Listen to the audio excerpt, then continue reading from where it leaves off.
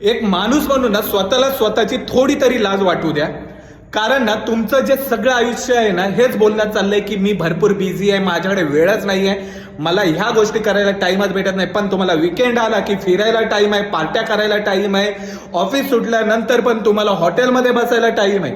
पण स्वतःच्या शरीरासाठी थोडासा वेळ तुम्ही काढूच शकत नाहीये, कारण त्यासाठी तुम्हाला वेळ नाहीये.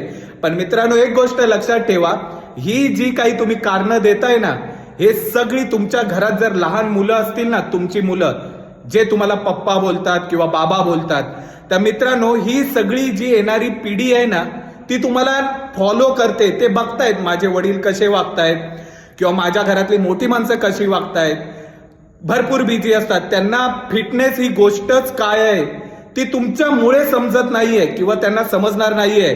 चांगलं अन्न काय असतं, काय खाल्ल्यावर आपण सुदृढ राहू, आपली शरीर बळकट राहील, हे तुम्ही जे खाताय ना त्याच्यावरूनच ते शिकतायत. त्यामुळे ना तुमची येणारी पिढी पण तुमच्या सारखीच अनफिट असणार आहे, कारण त्यांना मुळात कळणारच नाहीये की फिटनेस काय असतं, चांगला आहार घेणं काय असतं.